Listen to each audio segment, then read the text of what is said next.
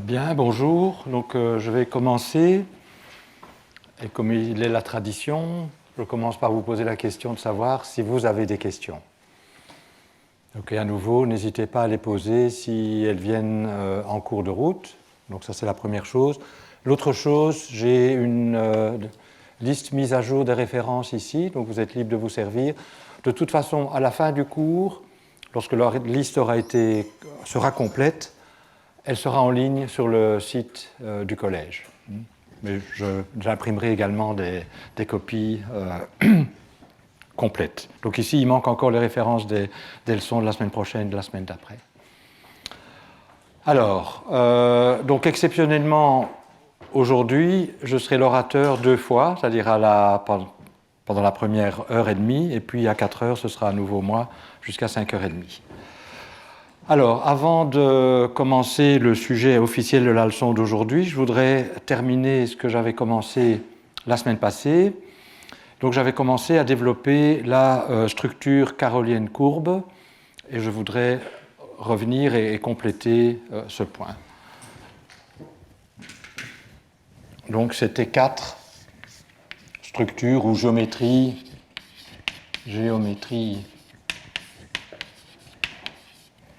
carolienne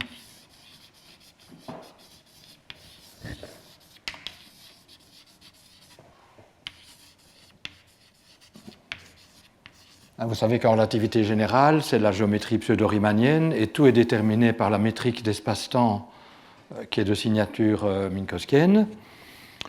À partir de là, on construit la connexion, la courbure et on peut écrire les équations, etc. Que peut-on faire en général lorsqu'on a une structure carolienne courbe, c'est-à-dire une structure dans laquelle on a une... Alors j'appelle ça la métrique, même si ce n'est pas tout à fait une métrique parce que c'est dégénéré. Donc on a une métrique qui dépend des coordonnées, qui est de signature. Donc il y a une direction nulle, un vecteur propre nul, et après c'est que des plus, donc elle est positive semi-définie. Et on a par conséquent un vecteur nul. Donc on suppose qu'on s'est donné une normalisation de ce vecteur nul. Donc ça complète la structure. Donc là, une fois qu'on a G alpha bêta, on connaît les directions nulles. Mais comment les normaliser ? On suppose qu'on s'est donné une normalisation et on a vu que c'était équivalent à se donner une manière de calculer le volume d'espace-temps. Donc c'est équivalent à se donner ce que j'ai appelé densité qui définit le volume.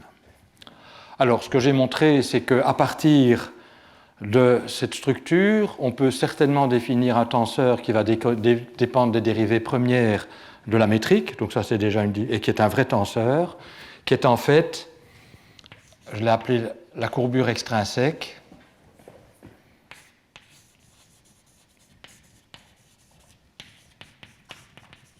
pour des raisons qui apparaîtront plus clairement par la suite. On parle parfois aussi de seconde forme fondamentale, qui est juste la dérivée de l'i de la métrique le long du vecteur n. Donc là, on n'utilise que des choses qui sont dans la structure, et pour des raisons historiques, avec un facteur moins 1,5. Et donc la dérivée de l'i, peut-être je la développe, donc c'est moins 1,5, donc la dérivée de l'i, c'est la dérivée ordinaire le long du vecteur n, mais ça, ce n'est pas tensoriel, donc il y a des termes correctifs qui tiennent compte du caractère tensoriel de G, et donc qui sont, dans le cas d'un tenseur 2 fois covariant, les suivants.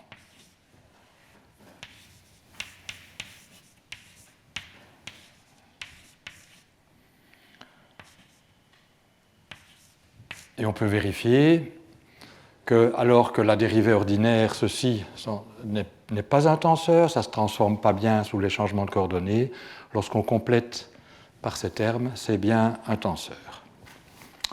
Alors on a vu aussi que puisque la métrique est dégénérée, elle n'a pas de métrique inverse, et donc ce qu'on fait sans y penser en relativité générale, à savoir élever les indices, quand on a des indices en dessous, on passe à des indices au-dessus sans se poser de questions. Ici, on ne peut pas le faire. On ne peut pas le faire en général. On ne peut le faire parce que si je peux écrire par exemple une informe comme... Donc, pour qu'il existe un vecteur tel que lorsque j'abaisse l'indice, j'obtienne l'informe que je me suis donnée, il faut que cette informe soit transverse. Transverse, c'est-à-dire orthogonale à n, parce que la métrique obéit à cette propriété. Et donc, si j'ai une informe qui n'est pas transverse, il n'existe pas de vecteur qui lui correspond. Alors, par contre, si elle est transverse, on peut trouver un θ, mais ce θ est défini à un multiple de la normale près, donc je vais appeler n la normale. Donc là, il y a une ambiguïté, mais cette ambiguïté ne joue pas si je calcule le produit scalaire, si j'applique ceci pour calculer le produit scalaire de deux objets transverses, parce que si c'est transverse, ça veut dire que lorsque un indice en dessous est contracté par n, ça fait 0. Donc ceci ne se verra pas quand on calcule des produits scalaires. Donc on peut introduire la notion de produit scalaire d'objets covariants, même si on ne peut pas élever les indices de G, lorsque ces objets covariants sont transverses. Alors, j'ai également introduit, donc ici en fait c'est des rappels, ce que j'ai appelé un système, il y en a plusieurs, de coordonnées adaptées.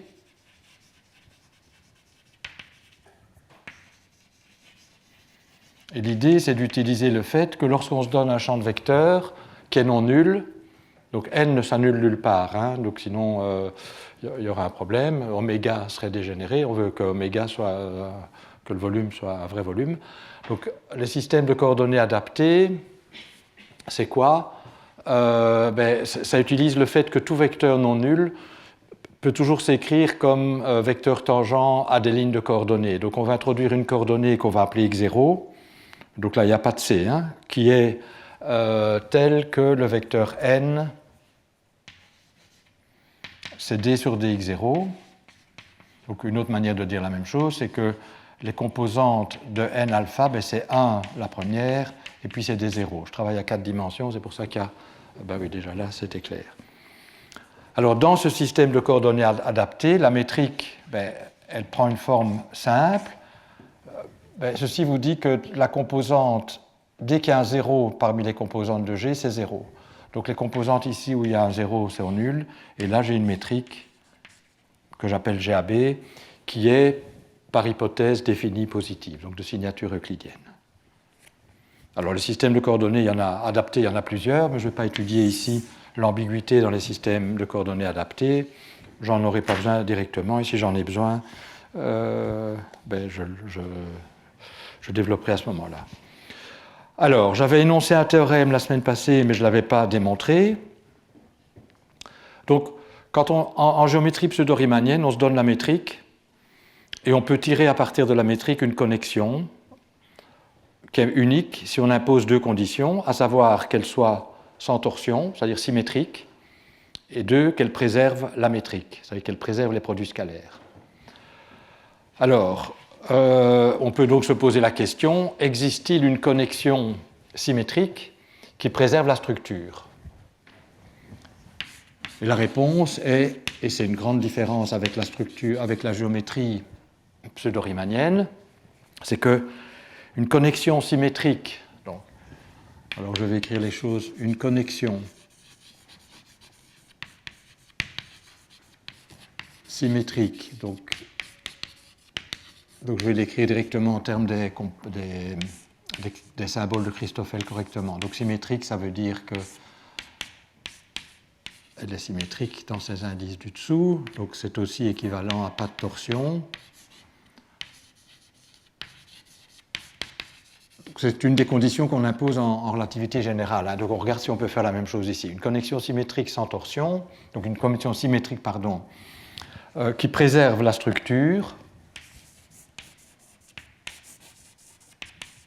carolienne, bon, je ne vais pas l'écrire, donc qui préserve la structure, bien entendu celle qu'on regarde, c'est-à-dire carolienne, n'existe ou existe si et seulement si la courbure, ce que j'appelle la courbure extrinsèque, est égale à 0. Donc si vous me donnez une structure carolienne quelconque, avec ceci différent de 0, il n'y aura pas de connexion symétrique qui préserve la structure. Et en plus, si la courbure extrinsèque est nulle, dans ce cas, gamma alpha bêta gamma n'est pas unique, est déterminé à un tenseur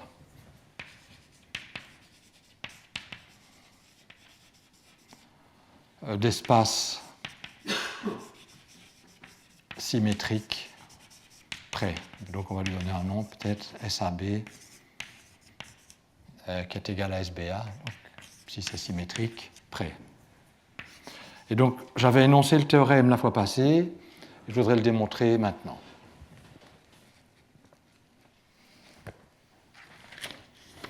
Alors la démonstration est directe, mais ça vaut la peine de le faire. Elle est directe quand on se place dans un système de coordonnées adapté. C'est le plus facile. C'est un théorème qui, si elle existe dans un système de coordonnées, elle existe dans tout système de coordonnées. Donc, puisque c'est un théorème qui est indépendant du système de coordonnées, autant voir si on peut le démontrer dans un système de coordonnées où la vie est la plus facile, donc un système de coordonnées adapté. Alors, démonstration. Eh bien, on va d'abord dans ce système coordonné adapté, donc qui préserve la structure. Oui, je n'ai pas dit ce que ça voulait dire. Qu'est-ce que ça veut dire que ça préserve la structure? Ça veut dire que la dérivée covariante des objets qui définissent la structure est nulle. Donc il faut que la dérivée covariante de n bêta soit égale à 0 et la dérivée covariante de g alpha bêta est égale à 0. En relativité générale, il faut que je change les noms des indices. Bêta gamma.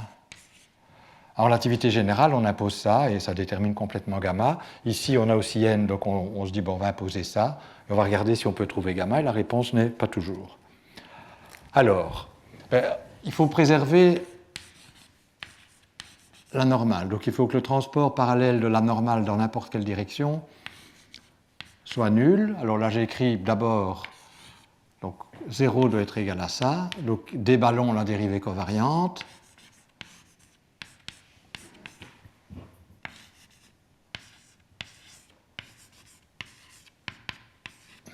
Oui, donc il faut qu'on ait ça. Non. Alors, je l'ai mis là. Je me place dans un système de coordonnées adapté. Dans un système de coordonnées adapté, c'est facile. Les composantes de la normale sont presque toutes nulles, sauf une qui est égale à 1. Mais c'est constant. Donc les dérivées de n alpha sont nulles. Donc le premier terme est nul. Et ici, ça va se réduire la sommation à l'indice 0, bêta alpha fois 1. Donc on a ceci. Donc là, pour que la condition 1 soit remplie, donc on préserve la normale, il faut que gamma bêta 0 alpha soit égal à 0. Puis maintenant, imposons la deuxième condition.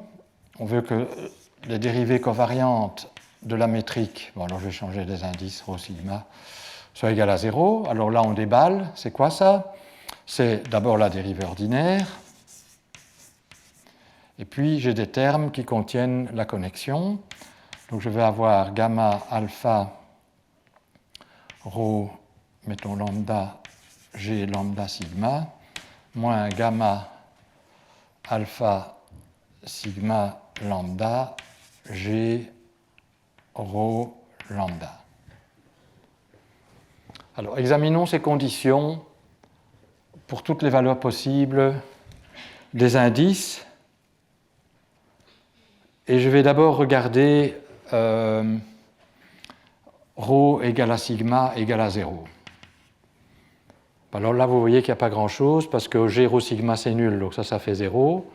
Et puis si un des deux indices ici, sigma ou rho, dans ce cas-ci, est nul, il y a ces composantes qui, avec un 0, sont nulles. Donc ça n'apporte rien, c'est automatique. Je ne mets rien.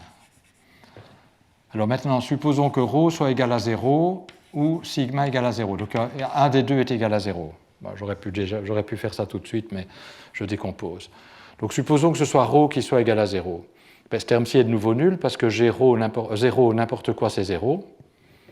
Ce terme-ci est nul, parce que g rho, n'importe quoi, c'est 0. Donc il faut juste regarder ça. Mais vous voyez que si rho est égal à 0,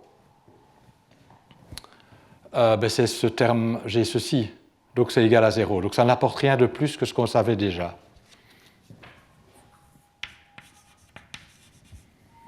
Et donc la seule équation intéressante, les seules équations, parce qu'il y a encore l'indice alpha, intéressante, c'est lorsque ρ est un indice spatial que j'appelle R et sigma est un indice spatial que j'appelle S.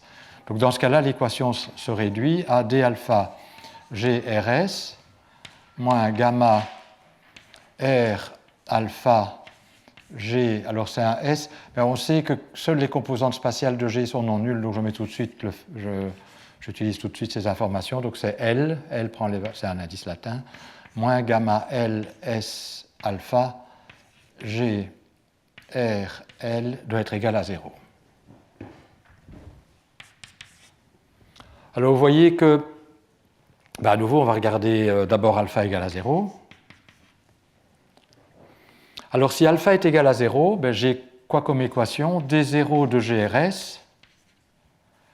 Mais alors ici, vous voyez que si la connexion est symétrique et que alpha est égal à 0, parce qu'on a vu là, tout à l'heure, c'est 0.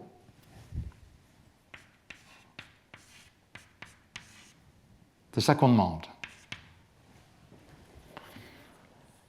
Donc là, j'ai utilisé le fait que la connexion était symétrique. Donc s'il y avait de la torsion, si elle n'était pas symétrique, on s'en sortirait. Ça, les gens l'ont étudié et on peut montrer que c'était vrai. Mais ici, je me place dans cette condition-ci. Donc voilà ce qu'il y a. Donc vous voyez que cette équation, on peut y satisfaire que si la dérivée temporelle de GRS a le bon goût d'être égale à 0. Si elle n'est pas égale à 0, il n'y a pas moyen de trouver un gamma, puisqu'il n'y a plus rien, tel que cette équation soit satisfaite. Si D0 GRS est différent de 0, ça ne marche pas. Or, D0 GRS, dans la base adaptée, c'est précisément KRS, au facteur moins 1,5 près. Parce que la dérivée de l'I dans la base adaptée, elle se réduit au premier terme, qui est la dérivée de G, puisque tout le reste ici va être égal à 0.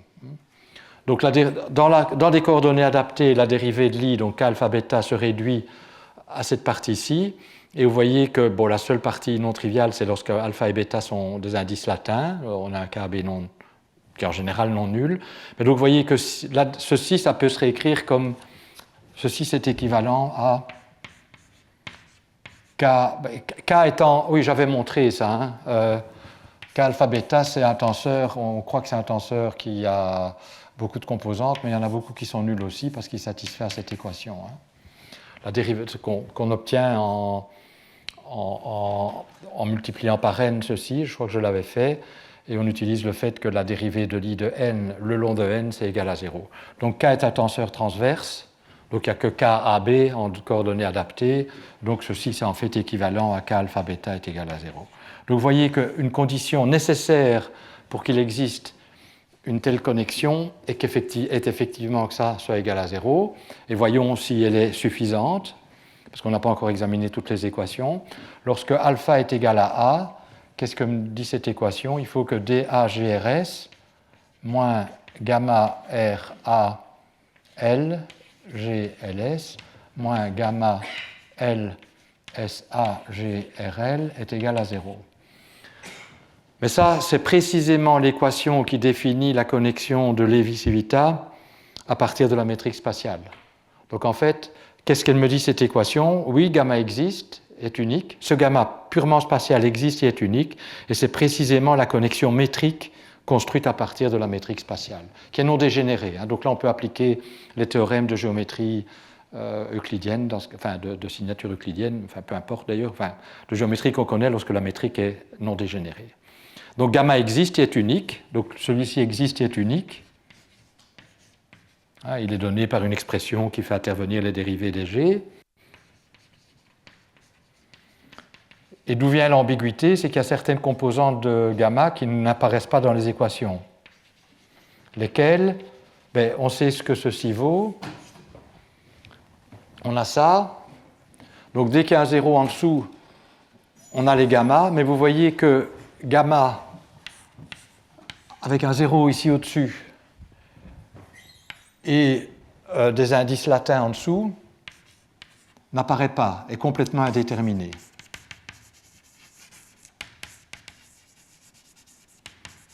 puisqu'on a supposé qu'il n'y avait pas de torsion, c'est symétrique. Vous voyez que l'ambiguïté dans gamma dans la connexion, c'est effectivement un tenseur symétrique à deux indices d'espace.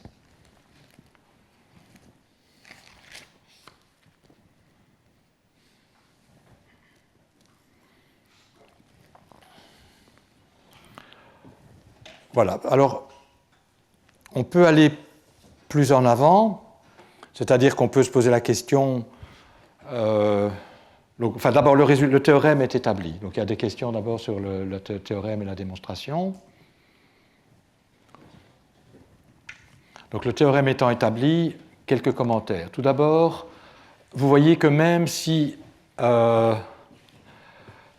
courbure extrinsèque n'est pas nulle, donc cette équation-ci, elle sera violée, c'est-à-dire lorsque je réduis les indices ici à 0, RS, c'est pas possible, mais lorsque j'ai quelque chose qui est purement spatial, je peux toujours construire une connexion d'espace. Bon, elle ne fait pas partie d'une connexion d'espace-temps qui préserve tout, mais en tout cas, une connexion d'espace qui préserve la métrique d'espace. Bon, ça existe toujours. Que cette métrique dépende du temps ou pas. Ce qui va se passer, c'est qu'évidemment, cette connexion, si la métrique dépend du temps, donc si la métrique ici dépend de x0, ben, la connexion va dépendre de x0. Hein, c'est pour ça que ça va poser des problèmes à d'autres endroits. Donc ça, c'est une première remarque. Une deuxième remarque, c'est que pour avoir une connexion, on peut se dire, bon, on va relâcher certaines choses, et en particulier, on va autoriser de la torsion. C'est un développement intéressant que les gens ont poursuivi. Comme je n'en aurai pas besoin dans mon cours, ou en tout cas pas tout de suite, je ne vais pas en parler. Mais effectivement, c'est une possibilité. Ou une autre possibilité de se dire, au lieu de relâcher cette condition, on peut se dire, peut-être on va relâcher cette condition, puisque ça coince. Quand je regarde cette composante-ci, on va peut-être demander que la dérivée, on ne va pas imposer que la dérivée covariante de la métrique dans la direction de la normale soit nulle. Bon. Donc plusieurs choses peuvent être faites, donc ce n'est pas la fin du monde, mais il faut relâcher les règles habituelles.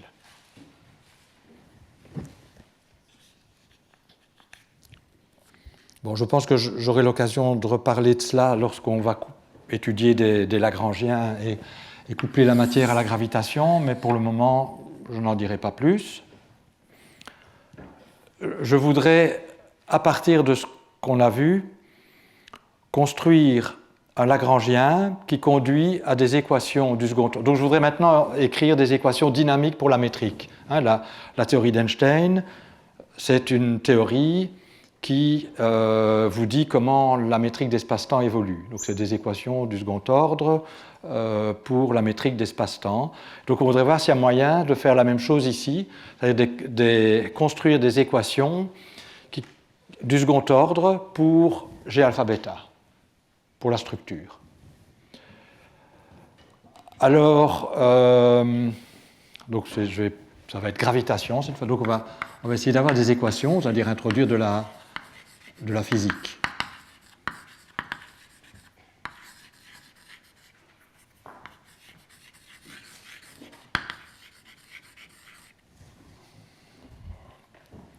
Et évidemment, comme en théorie d'Einstein, on va demander que les équations soient invariantes par changement de coordonnées. C'est-à-dire que si vous avez une solution dans un système de coordonnées, elle soit également solution dans n'importe quel autre système de coordonnées. Donc par changement de coordonnées, on garde une solution, reste une solution. Donc on veut des équations tensorielles. Et donc on voudrait construire un Lagrangien qui conduit à des équations tensorielles et écrire des équations qui sont tensorielles. Alors, vous voyez que le fait qu'on ne puisse pas construire de connexion en général nous limite beaucoup dans les possibilités. Donc, de ce point de vue-là, les choses sont plus simples. En fait, on veut des dérivées pour avoir des équations dérivées partielles, la propagation. Donc, il faut chercher des tenseurs qui contiennent les dérivées. Un candidat, c'est K. Et donc, ce qu'on va faire, c'est essayer de construire un Lagrangien qui soit quadratique en les dérivées, parce qu'on veut des équations quadratiques en les dérivées premières pour avoir des équations qui soient du second ordre. Et donc, vous voyez que ça voudrait dire quadratique en K. Alors, est-ce qu'on peut construire des objets quadratiques en K qui sont covariants. Alors, a priori, donc ça veut dire qu'il faut saturer des indices. A priori, on peut se dire, ah ben c'est pas possible parce que je viens de vous expliquer pendant très longtemps qu'on ne pouvait pas élever les indices parce que la métrique était dégénérée. Oui, mais K a la bonne idée d'être transverse. Donc même si on peut, donc on peut élever les indices, il y a une ambiguïté, mais quand je sature les indices, l'ambiguïté qui est dans le cas avec les indices au-dessus est proportionnelle à n, et n, comme le cas est transverse, tombe. Donc ceci est bien défini, c'est ce que je vous ai dit. Les produits scalaires sont bien définis pour les tenseurs transverses. Donc je pense que j'avais vérifié cette propriété, mais comme j'ai dit, elle est très facile. On prend la dérivée de Lie de la relation, en fait, je peux peut-être même l'écrire ici. La dérivée de Lie le long de n de G alpha bêta n bêta, pardon, puisque ça c'est égal à 0 partout, lorsque je prends la dérivée de Lie, ce sera 0. Et vous voyez qu'ici il y a deux termes, la dérivée de Lie de G, ça agit comme une dérivation, et la dérivée de Lie de n. Mais la dérivée de Lie de n selon n, c'est quelque chose d'antisymétrique, donc c'est 0. Donc effectivement, ceci implique ça. Alors, ça c'est une possibilité. Et puis aussi, on peut prendre la trace de K. Qu'est-ce que ça veut dire la trace de K? Ça veut dire que j'élève cet indice-ci. Donc ça, on sait que c'est défini à un multiple de la normale près, que je vais comme ceci. Mais si maintenant, où ceci est transverse, si maintenant je fais alpha égale à bêta, ceci ne va pas contribuer. Pourquoi c'est transverse? Parce que j'ai aussi que n alpha, ça c'est égal à 0. Donc je ne peux pas mettre n'importe quoi là, c'est un tenseur transverse, c'est un covecteur transverse. Donc comme il est transverse, quand je prends la trace, ça ne joue pas cette ambiguïté. Donc j'ai aussi K carré que je peux ajouter ici. Et je prétends que la bonne combinaison, je vais vous expliquer pourquoi c'est la bonne combinaison, c'est ceci. Et donc il faut une densité, donc je vais multiplier par l'élément de volume, donc qui fait intervenir le choix de la normale, que j'ai appelé oméga. Et donc ceci, c'est un Lagrangien, donc ça va me donner une action qui dépend de la métrique à travers K, et de la normale ou de manière équivalente oméga à travers oméga, et c'est donc l'intégrale de L d4x. Et donc les équations, disons, de la gravitation carolienne, en tout cas basées sur ce Lagrangien, et tout de suite nous allons voir qu'il y a une alternative, s'obtiennent en extrémisant cette action par rapport à oméga et chez alpha bêta.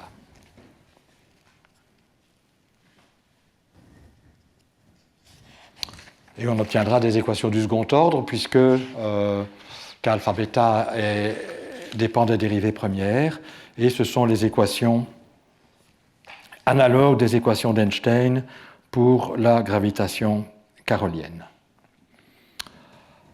Alors, justement, et ça va justifier parce que ici je pourrais mettre n'importe quel facteur, là et là. Pourquoi je prends ça?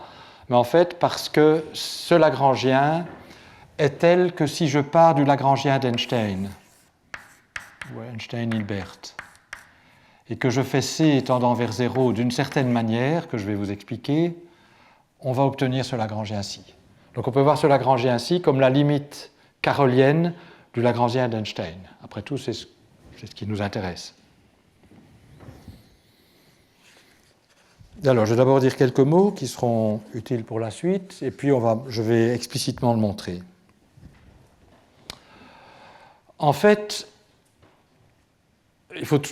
C étant une constante qui a des dimensions, il faut toujours être prudent quand on dit C tend vers 0. Qu'est-ce que ça veut dire? Parce que C ayant des dimensions, je peux toujours changer mes unités pour qu'il soit égal à 1, dès qu'il est différent de 0.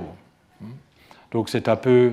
il faut être précis, il faut dire ce qu'on maintient fixe, constant, ce qui... Bon, donc il faut être prudent. Alors, le cas qui va nous intéresser est le cas suivant. J'ai le champ de gravitation. C'est le champ de la théorie d'Einstein. Ce champ dépend des coordonnées, dépend du temps et dépend des coordonnées spatiales.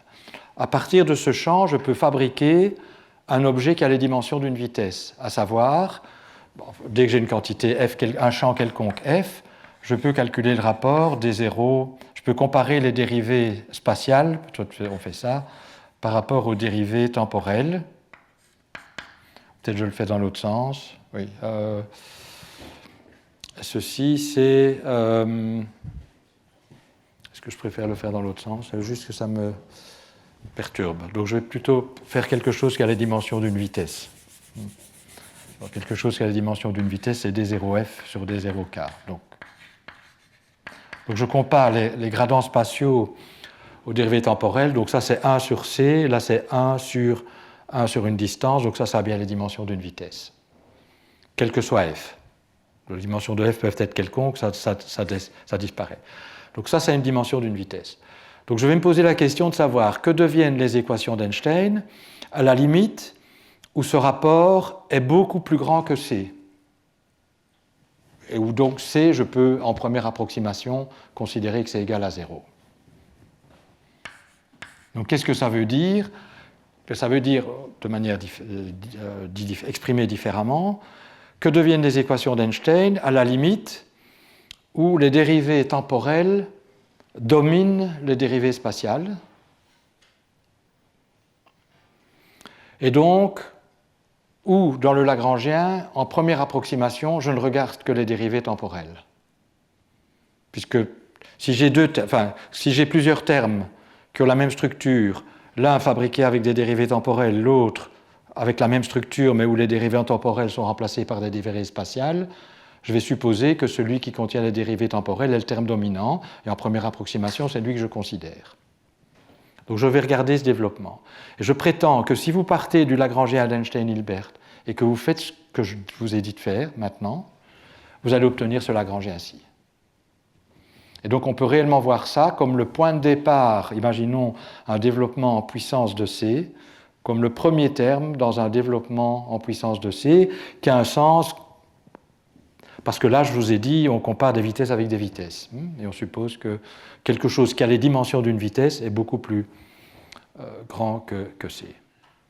Alors pour vous démontrer ça, donc si vous prenez Einstein-Hilbert, vous prenez cette limite, vous obtenez ça. La manière la plus rapide de procéder est de passer au formalisme hamiltonien. Et pourquoi c'est la plus rapide? Parce qu'en fait, dans le formalisme hamiltonien, on sépare dérivées temporelles de dérivées spatiales. Donc l'hamiltonien est prêt à prendre cette limite. Donc je vais réécrire le Lagrangien d'Einstein-Hilbert en termes hamiltoniens, et puis on va prendre la limite. Vous allez voir que c'est très facile, parce que tout a été... Parce que dans le formalisme hamiltonien, on isole les dérivées temporelles. On fait jouer aux dérivées temporelles un rôle particulier. Alors, là, vous allez devoir me croire. Je vais vous écrire l'hamiltonien de la relativité générale. Je ne vais pas le dériver ici. Je pense que je l'ai déjà fait... pour ceux qui sont venus dans les années précédentes, à des cours des années précédentes. Donc je vais juste utiliser le résultat, mais je vais l'expliquer. Donc ceux qui n'ont pas vu la dérivation doivent juste me croire, mais j'espère que je vais rendre le Lagrangien, la forme hamiltonienne de l'action compréhensible et intuitive. Donc, lorsqu'on passe au formalisme hamiltonien, donc ça c'est Einstein. Donc Einstein est caractérisé par une métrique d'espace-temps, mais il se fait que... Donc en fait, ceci, c'est des travaux qui sont dus à Arnowitz, Deser et Missner. Et peut-être je devrais mettre Dirac d'abord, parce qu'il l'a fait avant. C'est eux qui ont écrit la relativité sous forme hamiltonienne. Alors ils ont montré que les composantes de la métrique ne jouaient pas toutes le même rôle. Les composantes spatiales apparaissent comme des variables vraiment dynamiques, mais les composantes avec un indice 0, donc 0 bêta, pardon, donc il y en a 4, elles jouent le rôle de multiplicateur de Lagrange. Alors, ceci va se clarifier. Hein. Donc, vous allez demander des multiplicateurs de Lagrange de quoi? Ben, je vais vous le dire.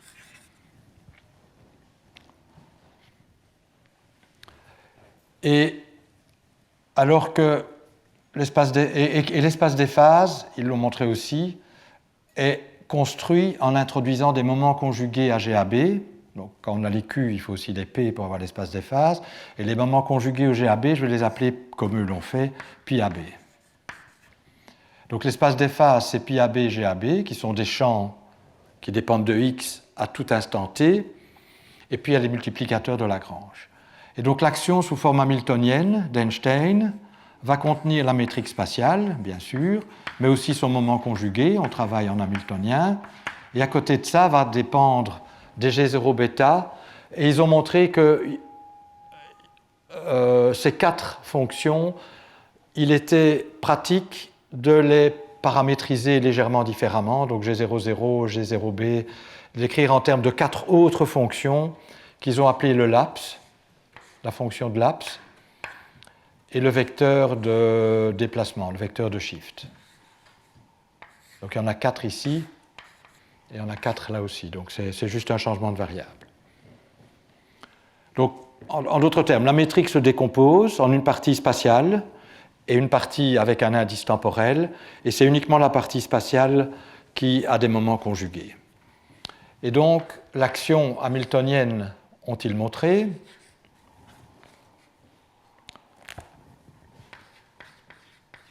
elle a la structure hamiltonienne standard, c'est-à-dire PQ point moins H. Donc il y a d'abord le terme PQ point, c'est-à-dire dans notre cas pi AB G point, donc ça c'est la dérivée temporelle. Hein.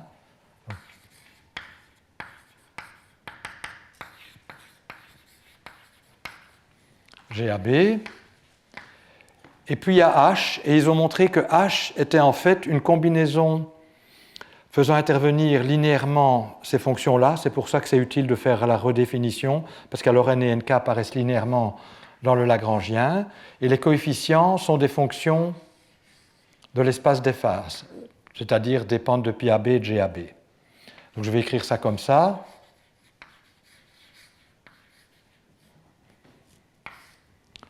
Que je dois vous écrire. Donc ça, c'est juste... Alors, qu'est-ce que c'est H et qu'est-ce que c'est HK? Alors, H, et je vais l'écrire avec les constantes de couplage et C, parce qu'on veut prendre la limite en fin de compte, c'est 16 pi G sur C4, sur C carré apparemment. Bon. Enfin, ça, ce serait C4, ça ne changerait rien, mais ah oui, sur C carré, GIJMN, alors je n'ai peut-être pas 1 sur racine de G. Donc ça, c'est la métrique spatiale. Donc tout se réfère maintenant à la géométrie spatiale. 1 sur racine de G, pi AB,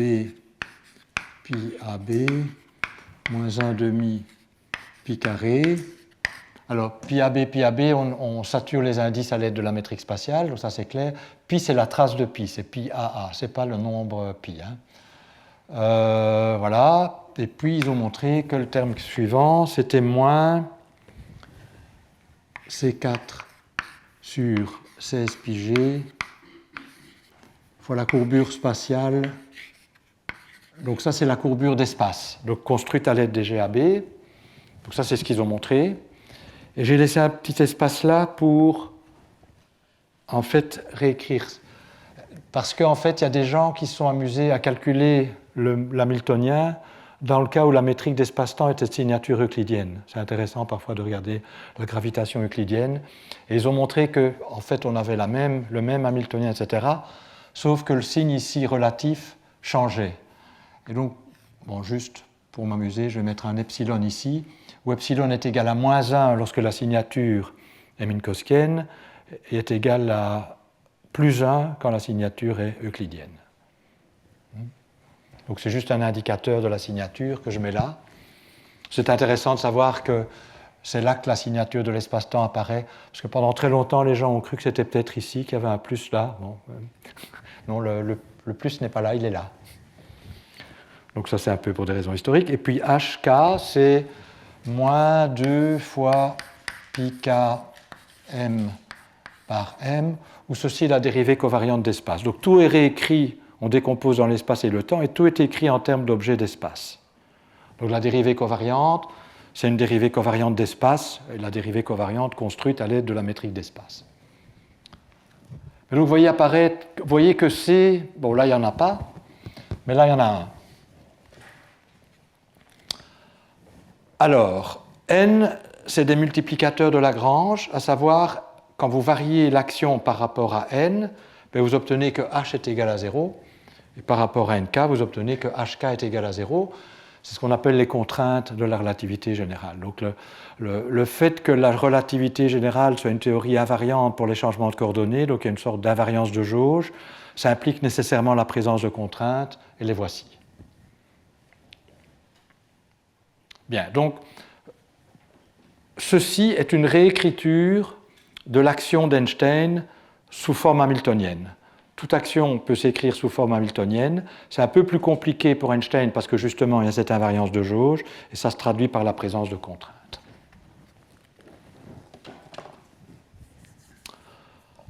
Alors en principe, si l'espace est ouvert, il y a peut-être des termes de surface en plus, mais ce n'est pas ça qui va m'intéresser, donc supposons que soit on s'y intéresse plus tard, soit l'espace est fermé.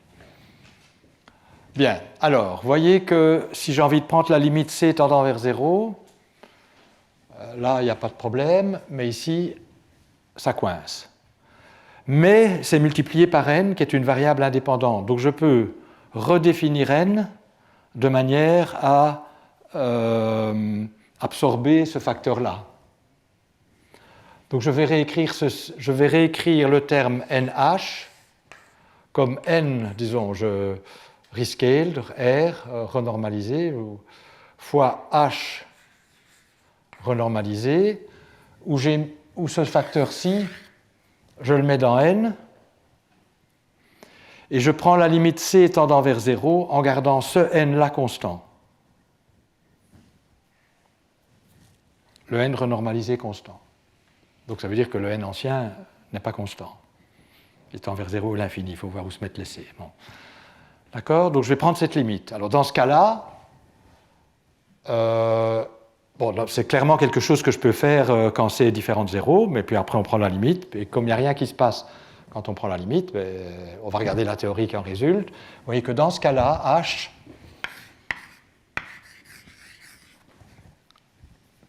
tend vers un h que je vais appeler E. Alors ce n'est pas pour Einstein, c'est pour électrique. Je vais vous expliquer pourquoi. Qui est juste donné par le terme cinétique, c'est-à-dire 1 sur racine de g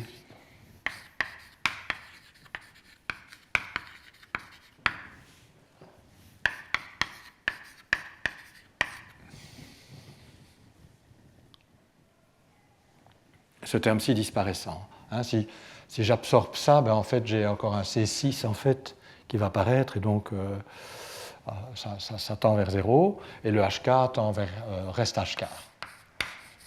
Mais puisque c'est de la théorie obtenue à la limite, j'ai écrit un E ici, mais c'est le même. Hein. Alors, vous voyez qu'effectivement, ça correspond à ce que je vous ai dit. On ne garde dans la contrainte Hamilton, cette expression-ci qui joue le rôle d'hamiltonien, hein, on ne garde que la partie en les moments conjugués. Et les moments conjugués, c'est essentiellement les dérivées temporelles. Hein, rappelez-vous, quand on passe du lagrangien à l'hamiltonien, on définit les moments conjugués comme dl sur dq point. En général, c'est pour les systèmes les plus simples, c'est q point. Donc c'est les vitesses. Donc les pi, les moments conjugués, c'est les vitesses. Donc ce qu'on fait, c'est qu'on dit le terme cinétique domine le terme qui joue le rôle de terme potentiel. Donc la dérivée cinétique du champ est la partie dominante. Et donc ça correspond un peu à l'intuition que je vous avais donnée. On ne garde que les termes qui contiennent des dérivées temporelles lorsqu'on a deux termes qui ont la même structure. Hein. Donc celui-ci a des dérivées spatiales, mais il vient tout seul, donc il reste là. S'il y avait un terme avec des dérivées temporelles ici, c'est celui-là qu'il faut garder, mais comme il n'y a que des dérivées spatiales, il reste là. Et donc voilà, donc là, alors, ceci vous donne donc l'action à la limite, que je vais appeler carolienne électrique, qui dépendent exactement des mêmes variables.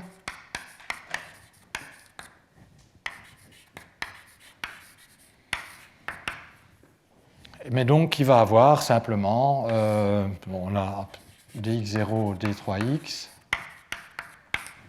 pi AB, g point AB, qui va simplement différer par la structure, par la forme de HE moins nk HEK.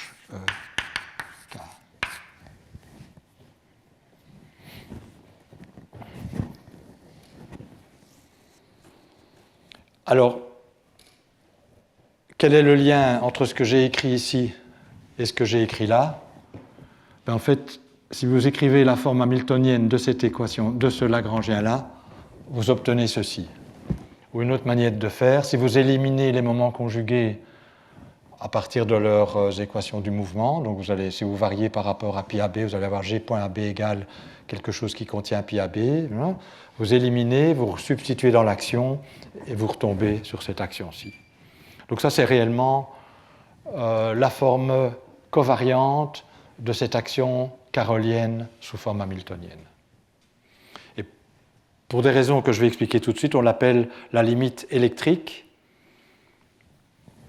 que je vais en partie expliquer tout de suite. Ça va? Alors, donc ça, c'est une théorie des champs qui obéit à l'invariance carolienne. Donc, qui incorpore l'invariance carolienne. Alors, une propriété intéressante de cette théorie, c'est toujours très important de calculer les crochets de Poisson des contraintes. Hein, vous savez, elle a aussi le même nombre de contraintes, hein, elles prennent différentes formes. Et je vais écrire que la plus importante, comme je n'ai quand même pas un temps infini. Ici, donc, dans le cas de la théorie d'Einstein, on obtient quelque chose de non abélien. En fait, je vais vous l'écrire. On obtient hk de x plus hk de y, où l'indice est élevé à l'aide de la métrique d'espace, la dérivée du delta x moins y.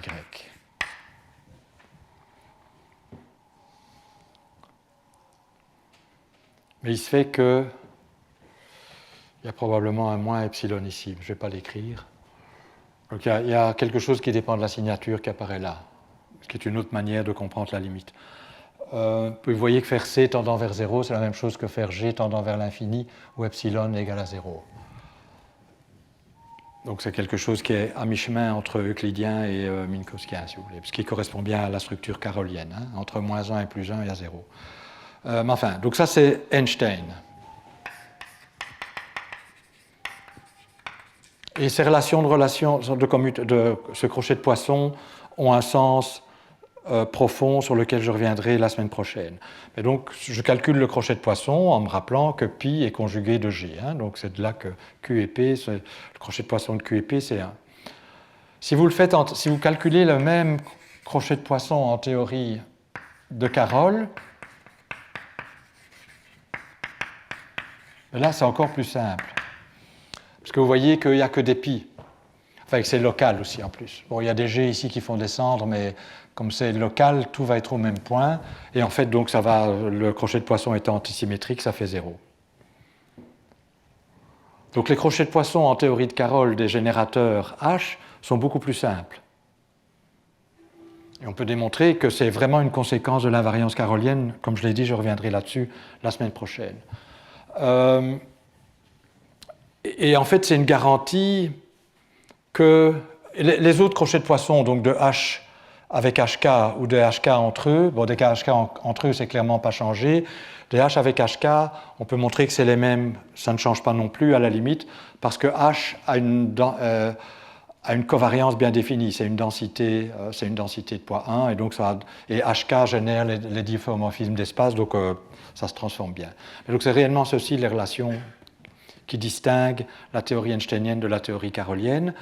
Et c'est fort important que ces contraintes obéissent à cette propriété. Ça montre qu'elles sont ce qu'on appelle de première classe, c'est-à-dire que le crochet de Poisson des contraintes entre elles est nul en vertu des contraintes, ne fait intervenir que les contraintes. Et c'est lié à l'invariance de jauge, donc c'est une condition de cohérence dans notre cas.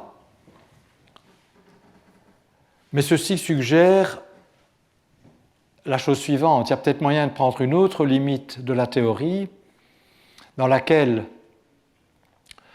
on garderait d'autres termes. Et en fait, vous voyez que la réponse est oui, c'est possible. Je peux absorber, au lieu d'absorber ce coefficient-ci dans une redéfinition de n, je peux absorber ce coefficient-ci dans une redéfinition de n. N, une variable, je peux jouer avec elle comme je veux, c'est une variable indépendante, et je peux prendre des limites où n se comporte d'une certaine manière, ou n se comporte d'une autre. Bon. Donc je peux absorber ça dans n, mais alors auquel cas je vais renforcer les... Comme c'est du C4 et là du C carré, je vais avoir une puissance de C positive ici. Et donc quand je vais faire C tendant vers 0, ce n'est pas ce terme-là que je vais garder, mais c'est l'autre. Donc il existe une autre limite où le H deviendrait, absorbons le epsilon aussi dans le n, R racine de G. Donc il ne dépendrait plus que de la métrique, il n'y a plus de moment conjugué. Donc alors à nouveau, cette limite est cohérente en ce sens que les contraintes restent de première classe. Les contraintes ont toujours la propriété que si vous calculez le crochet de Poisson des contraintes entre elles, vous retrouvez les contraintes, et dans ce cas-ci, à nouveau, une fonction de Q, crochet de Poisson avec une fonction de Q, c'est 0. Il faut mélanger P et Q pour avoir quelque chose de non nul. Et donc ça, c'est aussi une théorie qui va obéir à la même relation sur les crochets de Poisson, qui caractérise, comme on le verra, en se basant sur un raisonnement, disons, plus fondamental, les théories caroliennes. Ici, c'est un peu expérimentalement qu'on trouve, tiens, ça fait 0. Ah oui, ça fait 0 là aussi. Mais il y a une bonne raison. Et on la comprendra, cette bonne raison, la semaine prochaine. Alors, je pense que c'est à peu près tout ce que je voulais dire. Ceci clôture, en fait, la leçon de la semaine passée. Non. Attendez la fin de l'heure. Voilà, donc est-ce qu'il y a des questions? Donc ça, je ne vais pas faire. Donc s'il n'y a pas de questions, j'enchaîne sur ce dont je vais vous parler, c'est dans quel contexte ces structures caroliennes que je viens de parler apparaissent en relativité générale. Parce qu'après tout, la vraie théorie de la gravitation, c'est la relativité générale. On sait bien que la limite qu'on appelle newtonienne, où les vitesses sont petites vis-à-vis de la vitesse de la lumière, ça a des applications pour les expériences de tous les jours, parce que les objets se meuvent lentement par rapport à la vitesse de la lumière. Et donc, c'est pour ça que la théorie de Newton fonctionne bien. Et la théorie de Newton, c'est ce qu'on obtient quand on fait la limite C tendant vers l'infini dans la théorie d'Einstein. La limite C tendant vers 0, elle a l'air un peu, a priori, très insolite en tout cas, pour le moins, parce que rien ne va plus vite que la lumière. Donc, faire C tendant vers 0, quand est-ce que c'est intéressant, quand est-ce que c'est important, quand est-ce que ces structures apparaissent. Et donc je vais donner quelques exemples, et ça c'est l'objet de cette leçon-ci. Oui. Je vais donner quelques exemples de structures caroliennes en relativité générale.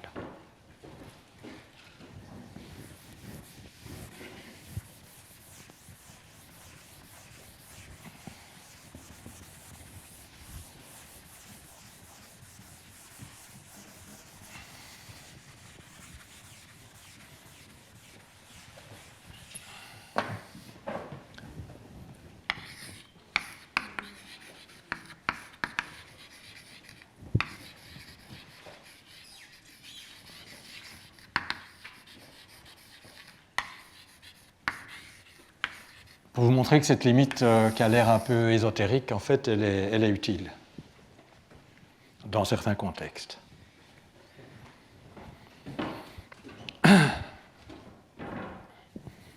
Bon, vous avez aussi entendu qu'il y avait des applications à des problèmes de matière condensée.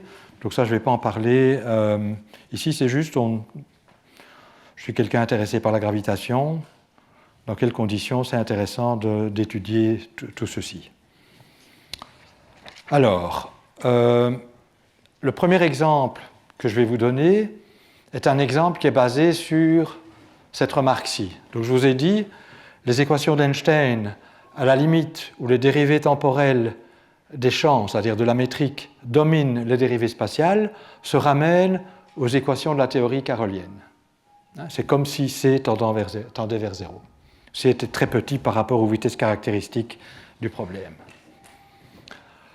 Alors, on peut se demander, est-ce qu'il y a des situations physiquement réalisées où, effectivement, on peut négliger les dérivées spatiales à l'ordre 0 par rapport aux dérivées temporelles? Et la réponse est oui. Donc ça, c'est le premier exemple que je ne vais pas développer en détail, mais je vais juste vous le dire. Donc c'est la limite carolienne. Et alors, comme on a vu qu'il y en avait déjà deux de limites, donc c'est celle qui correspond à cette observation, c'est-à-dire à la limite électrique.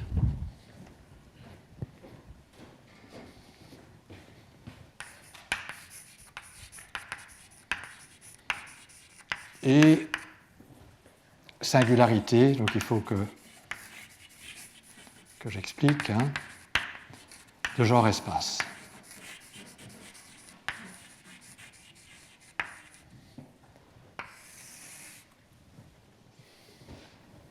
Alors je ne vais pas trop en parler, parce que ça a fait l'objet d'un cours très détaillé il y a quelques années, mais donc je vais juste ici être un peu qualitatif, dans ce sens que je vais vous dire comment ça apparaît, mais je ne vais pas le démontrer. Alors, on peut montrer que les équations de la relativité générale, les équations d'Einstein, sous des conditions très générales, impliquaient la formation de singularités. Donc, c'est les fameux théorèmes de singularité qui ont été démontrés par Penrose, qui a obtenu le prix Nobel pour d'ailleurs ces théorèmes il y a quelques années, et Hawking, dont vous avez tous entendu parler, j'en suis sûr. Ils ont démontré qu'effectivement, si vous regardez les équations d'Einstein et que vous les suivez sous des conditions très générales, il y aura la formation de singularités. Quel type de singularité? Ça peut être les singularités à l'intérieur d'un trou noir, par exemple. Si vous regardez les trous noirs, il y a un horizon d'événements, bien sûr, mais si vous allez à l'intérieur du trou noir, vous verrez que le champ devient singulier, donc il y a des infinis de courbures qui se forment. Et ces singularités ont la propriété, en tout cas pour le trou noir, d'être de genre espace. Une autre singularité qui est bien connue, c'est si vous remontez l'univers dans le passé, il y a eu le Big Bang où tout était infini, donc c'est une singularité.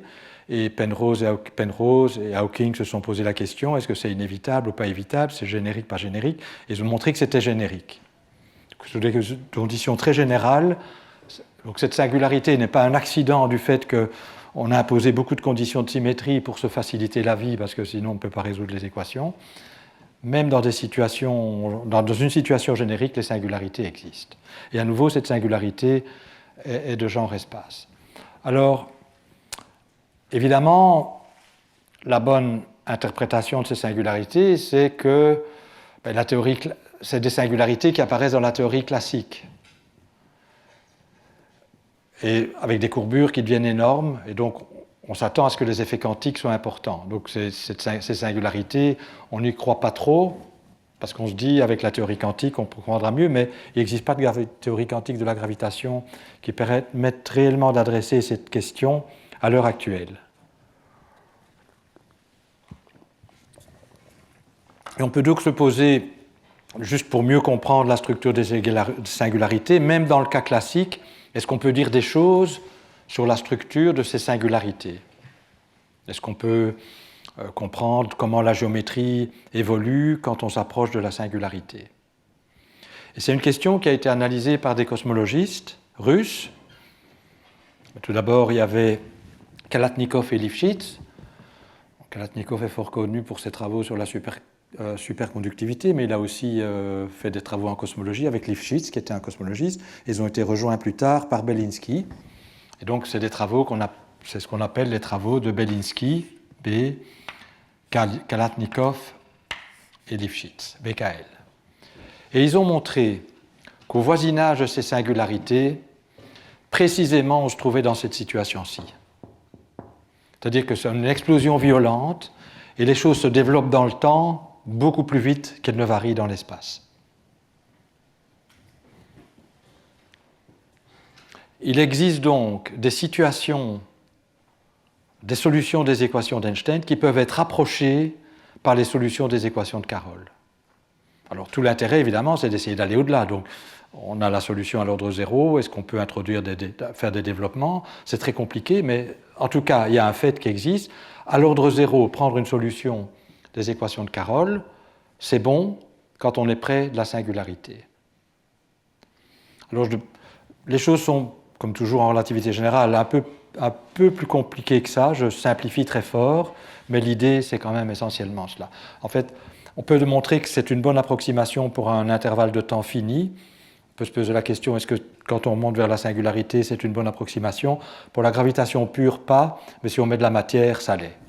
Donc, la morale de cette histoire, c'est que Carroll, c'est une bonne approximation pour la gravitation couplée à la matière. Et quelle limite de Carroll? La limite électrique, celle qui correspond à des dérivées temporelles qui explosent. Alors tout explose évidemment au voisinage d'une singularité, mais elles explosent plus vite, et on peut donner un sens quantitatif à ça, que les dérivées spatiales.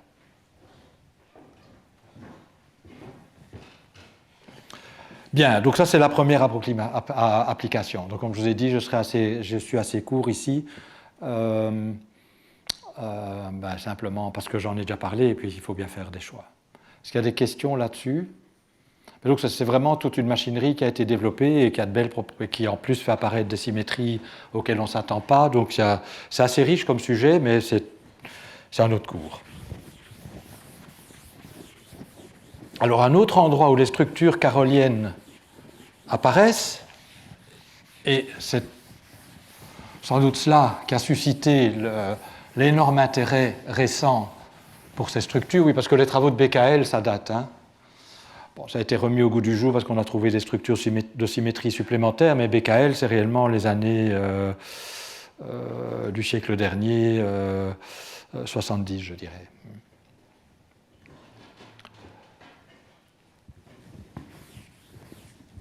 Mais c'est à un moment donné où les cosmologistes, c'est vraiment dans le cadre cosmologique que cette question s'est posée et que les gens se sont rendus compte que les dérivées temporelles dominaient et que c'était une bonne approximation de laisser tomber en première approximation les dérivées spatiales.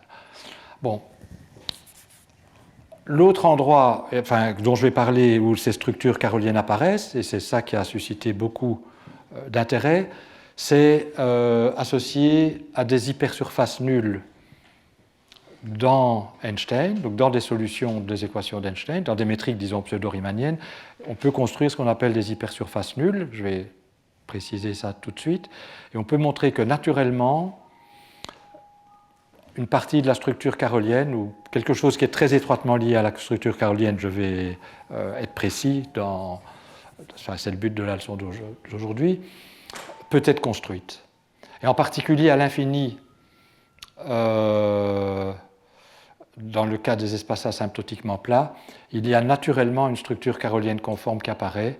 Et pourquoi ça a suscité beaucoup d'intérêt? Parce que c'est lié à l'holographie dans le cadre des espaces asymptotiquement plats, et on pense que donc le groupe de Carroll conforme, appelé aussi groupe BMS, joue un rôle important.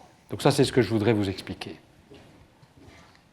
Donc, on va d'abord parler de surface nulle, pas nécessairement à l'infini en relativité générale.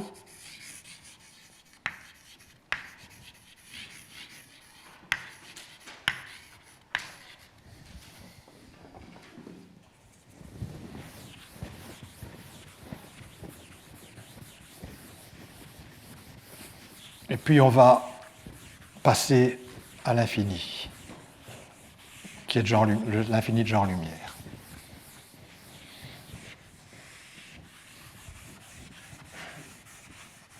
Alors là, ce n'est pas directement les équations d'Einstein qu'on va regarder, c'est réellement voir si la structure carolienne apparaît et comment elle apparaît. Alors, qu'est-ce que c'est qu'une hypersurface? Oui, donc très souvent, j'utilise le terme surface pour hypersurface, donc une surface de codimension 1, donc, une variété à 3 dimensions plongée dans l'espace-temps à 4 dimensions. Mais je ne dirais pas toujours hyper. Donc même ici, je devrais dire, je pense réellement à des hypersurfaces nulles en relativité générale. Donc là, je considère une métrique pseudo-riemannienne.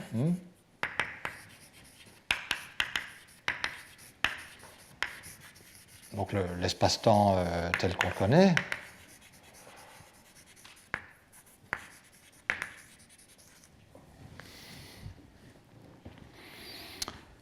Et je considère une hypersurface que je vais appeler sigma, et je suppose que l'équation f de x alpha est égale à 0.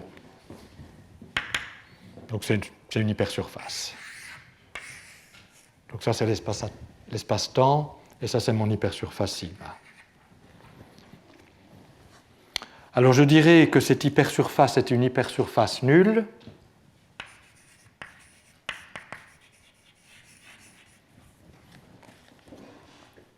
si et seulement si, en tout point de cette surface, les vecteurs orthogonaux sont aussi tangents. Donc en général, en géométrie euclidienne, ça n'arrive pas. Si je prends un plan dans l'espace euclidien à 3 dimensions, la normale n'est jamais tangente. Et donc, si et seulement si, les normales sont tangentes. Alors je dis les normales parce que je ne les ai pas normalisées. Donc c'est une direction normale. Bon, il y en a autant que de réels, hein, la longueur n'est pas précisée. Donc si la direction normale est également tangente. Orthogonale, normale et tangente.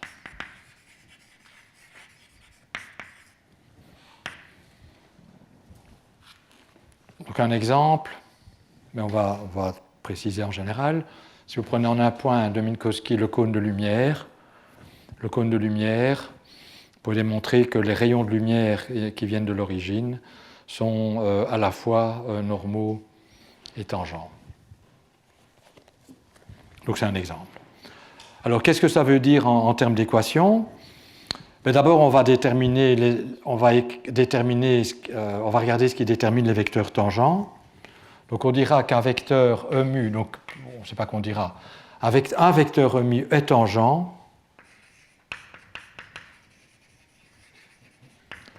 si et seulement si, lorsque vous prenez, parce que j'ai défini la surface comme ça, si lorsque vous prenez la dérivée de f dans la direction du vecteur E mu, la valeur de f ne change pas, c'est-à-dire donc la dérivée de f dans la direction E mu est égale à 0.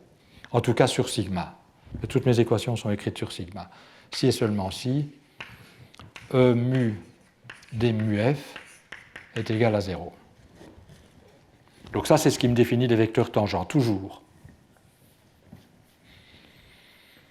Alors, ça, c'est combien d'équations? C'est une équation, je somme sur mu, ça, c'est un vecteur, ça a 4 composantes. Je suppose que le gradient n'est pas nul, donc c'est une équation pour 4 composantes, donc j'en déduis qu'il y a 3 solutions linéairement indépendantes en chaque point.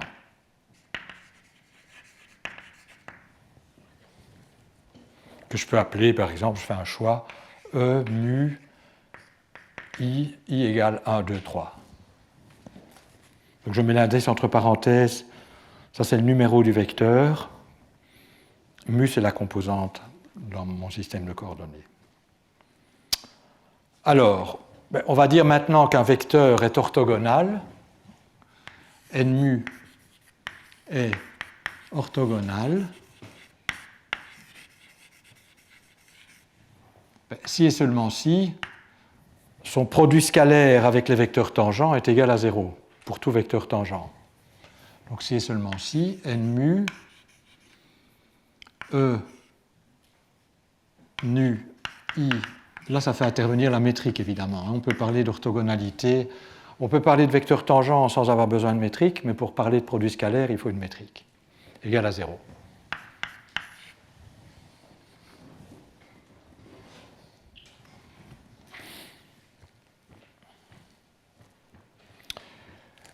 Alors ça, c'est combien d'équations? C'est 3 équations.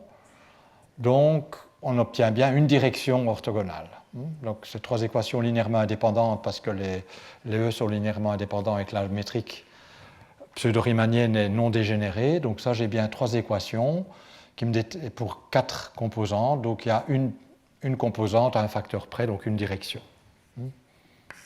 Une direction normale. Donc orthogonale ou normale, c'est pareil.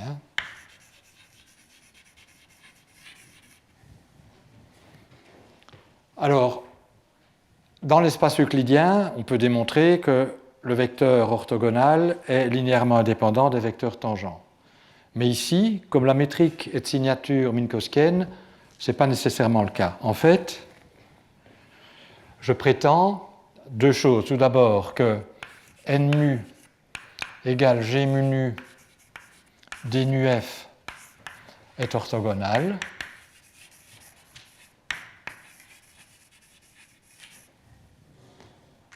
Ben, voyons, ça c'est toujours le cas.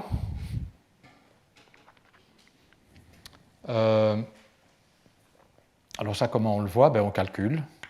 N mu E, il faut vérifier ça.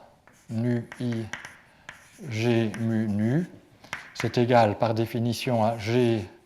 Alors on va faire attention de ne pas utiliser 2 fois les mêmes indices. Donc G mu rho d rho F, E nu I, G mu nu. Vous voyez que ça, avec ça, sommé sur mu, ça me donne un delta rho nu. Donc ceci, c'est E nu I d nu F. Et puisque E est tangent, c'est 0. Donc en fait, c'est facile de trouver la direction orthogonale lorsqu'on a l'équation sous forme là. On prend simplement le gradient de f et on élève l'indice avec g. Alors, sigma est nul si et seulement si n mu est également tangent. Donc qu'est-ce que ça veut dire que n mu est tangent? Ça veut dire que si vous prenez la dérivée de f dans la direction de n mu, vous obtenez 0. Donc ça veut dire quoi? Ça veut dire que n mu d mu f est égal à 0, c'est-à-dire n mu est égal à 0. Parce qu'en fait, si j'abaisse l'indice ici, on voit que n mu, c'est juste d mu f. En d'autres termes, une hypersurface est nulle si et seulement si les vecteurs orthogonaux à cette hypersurface sont des vecteurs de genre lumière, c'est-à-dire dont la norme carrée fait 0.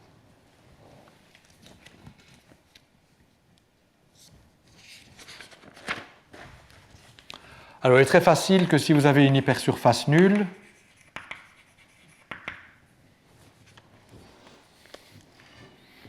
la métrique induite sur cette hypersurface est dégénérée.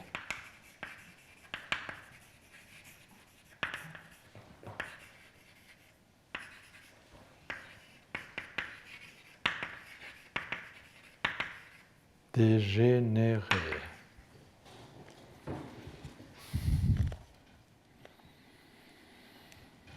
On va juste utiliser le fait que n mu,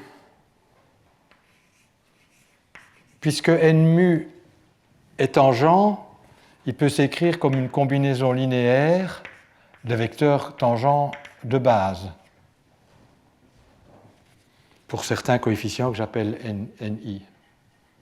Mais d'autre part, il est aussi orthogonal, donc je sais que n mu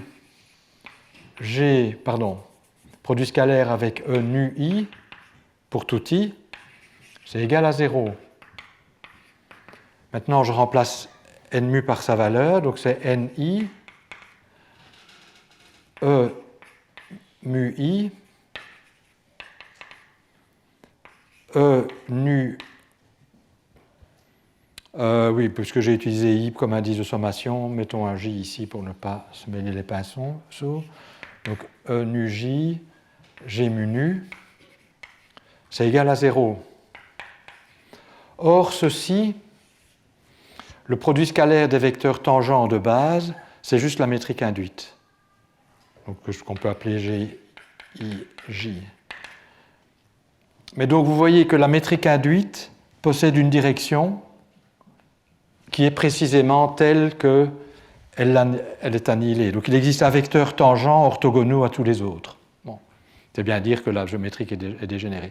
Donc, cette partie de la structure carolienne qui est une métrique dégénérée, dès que vous considérez une hypersurface nulle, et c'est intéressant les hypersurfaces nulles, eh bien, elle est présente. Donc toute hypersurface nulle de l'espace de Minkowski ou de l'espace pseudo-riemannien possède une métrique dégénérée, donc possède une grande partie de la structure carolienne. Maintenant, il faut encore voir si on a une normalisation naturelle du vecteur normal, de n mu. Donc pour avoir une structure carolienne complète, il faut non seulement la métrique dégénérée, mais il faut aussi le vecteur nul, normalisé, savoir comment on calcule les volumes. Alors en général, il n'y a pas de normalisation naturelle, s'il n'y a pas de structure supplémentaire.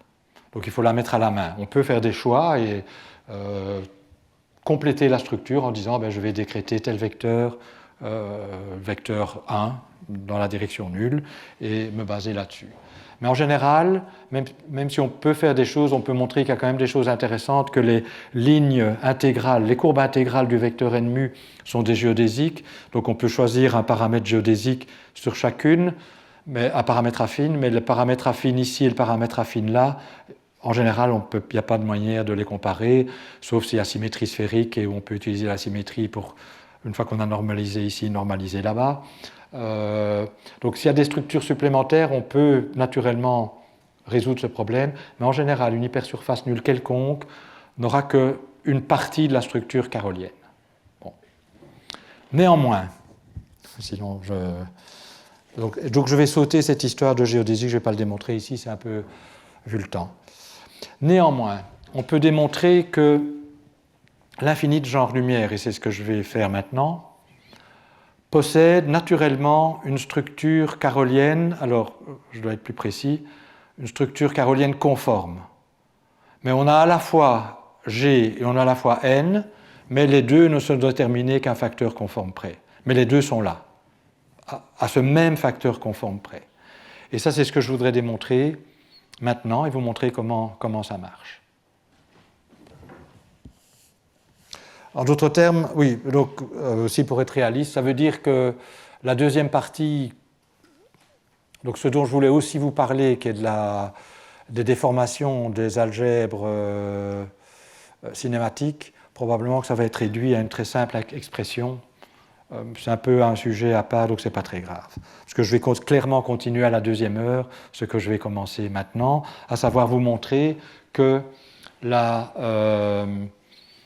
l'infini de genre lumière possède une structure carolienne conforme courbe, que la symétrie de cette structure, c'est le groupe de Carol conforme, et ça, c'est fort intéressant, pour des raisons qu'on va comprendre.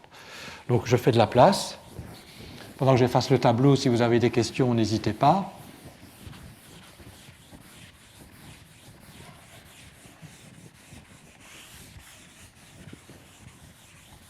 Et donc peut-être avant, et ce sera peut-être c'est une bonne manière d'utiliser les 10 minutes qui restent, avant l'interruption, je vais peut-être d'abord définir ce que c'est que le groupe de Carol conforme.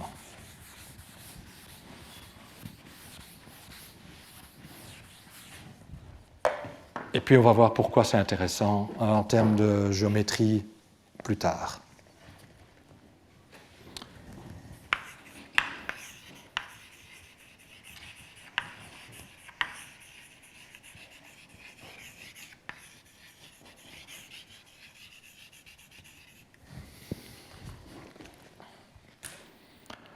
Alors d'abord, qu'est-ce que c'est qu'une transformation conforme?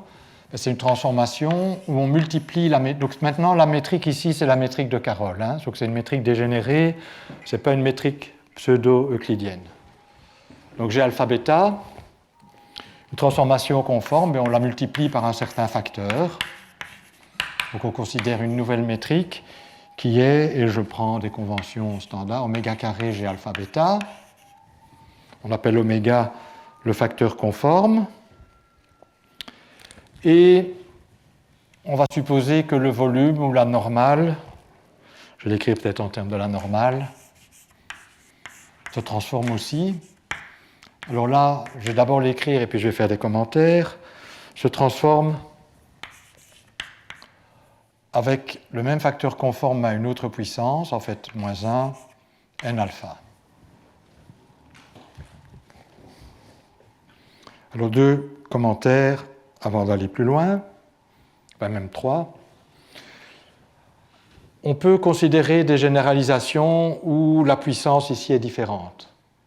Au moins 1, les gens ont regardé moins 2, moins 3, plus 5. Bon, on peut ne pas fixer ça. Le cas qui nous intéresse, c'est celui-ci. Et ça correspond à une isotropie du point de vue transformation conforme de l'espace et du temps. Vous pouvez démontrer qu'avec ce choix-là, ça revient à supposer que l'élément de volume se transforme comme un élément de volume, comme se transformerait racine de moins g qui est non nulle dans ce cas-ci, c'est-à-dire avec oméga 4 à 4 dimensions. Je ne sais pas pourquoi j'ai dit 3 commentaires, en fait j'en ai que 2. L'autre, c'est que cette définition ne dépend pas de la dimension. Donc je me suis placé à 4 dimensions, mais je vais devoir me placer aussi à 3 dimensions, parce que les hypersurfaces, c'est à 3 dimensions. Une transformation conforme, c'est défini de la même manière, quel que soit. Vous voyez bien qu'il n'y a pas de référence à la dimension ici. Donc je me placerai sans doute directement à 3 dimensions, parce que dans les calculs, c'est important. Alors, qu'est-ce que c'est qu'une transformation de Carroll conforme? C'est une transformation de coordonnées qui est telle que dans les nouvelles coordonnées, la métrique se relie à l'ancienne métrique par un facteur conforme. Donc, sous forme infinitésimale, si je calcule la dérivée de l'i de la métrique, elle n'est pas invariante, donc ce sera l'algèbre conforme, donc on passe à l'algèbre, on regarde les choses de Carroll conforme.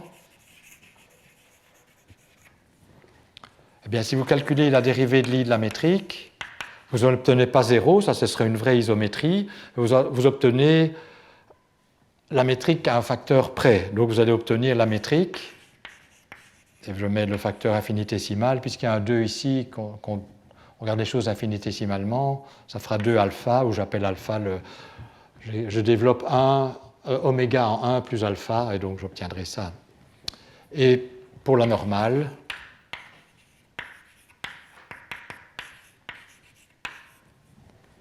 on a ça, avec le même facteur alpha, mais avec un signe moins, parce que j'ai un moins 1 là. Donc on a envie, donc l'algèbre de Carroll conforme, c'est l'algèbre des champs de vecteurs qui obéissent à ces propriétés. Alors à nouveau, on peut très facilement intégrer ces équations. Je vais le faire avant l'interruption. Et donc, en fait, ici, je me place dans l'espace de Carroll plein. Oui, donc, on peut définir ça pour n'importe quel espace de Carroll, mais donc, ce qu'on appelle le groupe de Carroll conforme, c'est pour la métrique plate, c'est-à-dire dans des coordonnées caroliennes, dans une base carolienne, 0, 0, 0, delta AB, et n alpha est égal à 1, 0, 0, 0.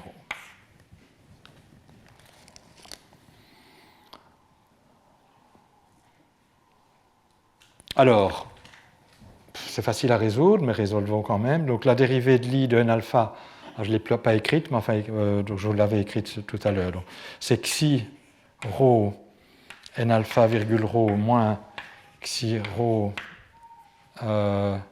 xi alpha rho n rho, ça doit être égal à moins alpha n alpha.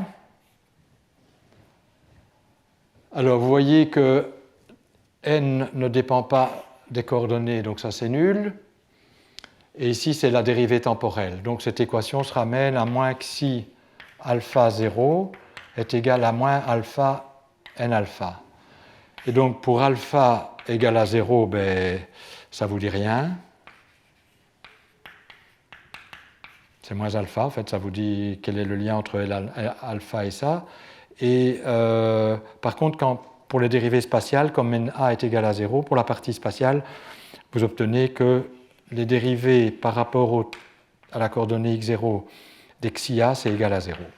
Donc les xia ne peuvent pas dépendre de la coordonnée de temps. Alors si maintenant je regarde l'autre équation, oui, j'avais appelé en fait cette métrique, la métrique plate, on lui avait donné un nom gamma alpha bêta, donc gardons ce nom gamma alpha bêta. Écrivons. Donc il y a d'abord le terme de dérivée ordinaire, mais qui n'est pas covariant à lui tout seul, donc ça doit être complété, plus xi rho alpha gamma rho bêta, plus xi rho bêta gamma alpha rho. Ça doit être égal à pardon, pas égal à 0, mais à 2 alpha gamma alpha bêta. Alors, à nouveau, si l'un des indices est égal à 0, il n'y a pas grand-chose parce que là, si un des indices est égal à 0, gamma est nul. Si bêta est égal à 0, ça fait 0. Donc supposons bêta égale à 0 et alpha, on ne sait pas. Donc bêta égale à 0, rien. Donc c'est quand bêta est ici qu'on a éventuellement quelque chose. Mais vous voyez que si bêta est ici, on aura quelque chose que lorsque l'indice ρ est latin, et l'indice alpha doit être latin aussi, sinon c'est 0. Donc, mais si ρ est latin, c'est que si R, 0, mais ça on vient d'apprendre que c'était nul. Donc en fait, il n'y a rien, sauf lorsque je fais alpha égale A et B, bêta égale B. Alors à quoi ça se réduit dans ce cas-là? Xi rho gamma AB, oui, donc ça n'a rien du tout puisque la métrique est constante. Donc écrivons que les termes importants. Xi R, A gamma RB, qui est delta RB, donc écrivons même delta, plus xi R, B delta AR est égal à moins 2 alpha delta AB. Et ça, c'est l'équation qu'on appelle l'équation de Killing conforme dans l'espace. Donc, si je me place à 4 dimensions, ce serait l'équation de Killing conforme à 3. Mais je vais me placer, comme je vous l'ai dit, à 3 dimensions. Parce que ceci va être réalisé sur une hypersurface de mon espace de Minkowski, de mon espace de ma variété riemannienne asymptotiquement plate. Donc ça va être une hypersurface à 3 dimensions. Donc ceci, ça va être l'équation de Killing conforme à 2 dimensions. Alors ça, c'est l'espace euclidien à 2 dimensions. Alors ça, c'est quelque chose qui a été étudié par les mathématiciens et par beaucoup de personnes depuis très longtemps. Et donc on connaît la solution. C'est le groupe conforme. Alors je vais prendre le groupe conforme où il n'y a pas de singularité. Donc c'est le groupe conforme à 2 dimensions. Et donc les vecteurs, je vais vous les écrire. Les solutions générales de cette équation, c'est, on a évidemment les isométries de l'espace euclidien à 3 dimensions, c'est-à-dire les translations, et puis ou je devrais dire la rotation, puisqu'on est à 2 dimensions. Donc, 2 dimensions d'espace.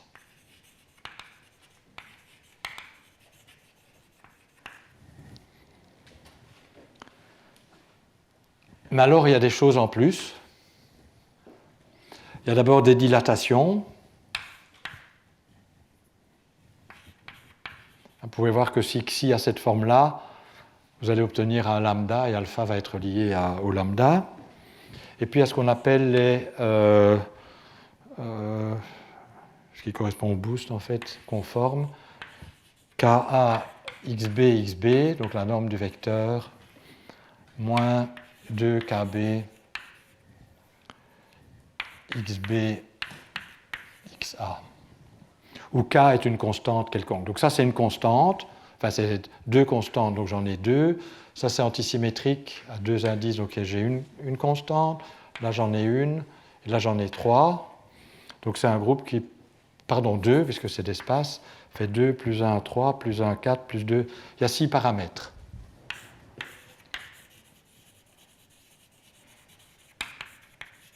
En fait, on peut montrer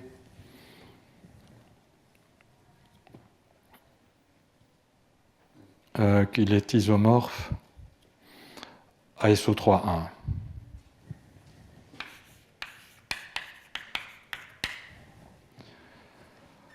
Alors, la propriété de ces transformations-ci, donc là, de celle-ci, c'est que alpha est égal à 0. C'est des vraies isométries. Donc ça, c'est égal à 0, point. Par contre, ici, alpha est différent de 0. Il est donné par, ça, vous pouvez faire le calcul, hein, il suffit d'injecter ça là-dedans et de regarder alpha, par lambda est égal à, lambda, moins 2kcxc. Alors, a priori, ces coefficients, puisqu'on a résolu ça à un instant donné, pourraient dépendre du temps, mais l'équation-là nous dit qu'ils ne peuvent pas en dépendre. Donc, c'est des constantes, ce n'est pas des fonctions du temps. Connaissant alpha, on peut résoudre la dernière équation qui est celle-ci, xi0. Donc, la dérivée de xi0 par rapport au temps doit me donner alpha. Alpha est déterminé là, et donc on peut intégrer, c'est très facile. Ça ne dépend pas de x0, donc l'intégration de ça, c'est juste multiplié par x0. Et donc finalement, donc ça c'est la partie spatiale, xi0. Évidemment, il y a une constante d'intégration qui peut dépendre de x. Donc je vais avoir fonction de xi, qui est la constante d'intégration par rapport à temps, plus lambda moins 2 kcxc fois x0 qu'à la deuxième heure j'appellerai u. Et vous verrez pourquoi. Bon, donc on a déterminé le groupe conforme de Carroll. Et vous voyez qu'il y a une partie qui est finalement relativement familière, le groupe conforme de l'espace à deux dimensions, mais il y a également des fonctions en nombre infini qui apparaissent. Pardon, un nombre infini. On a une fonction qui apparaît, mais ça correspond à une infinité de paramètres. Donc c'est un groupe infini, une algèbre de Lie infinidimensionnelle, puisque l'espace des fonctions est infinidimensionnel, pour être plus précis.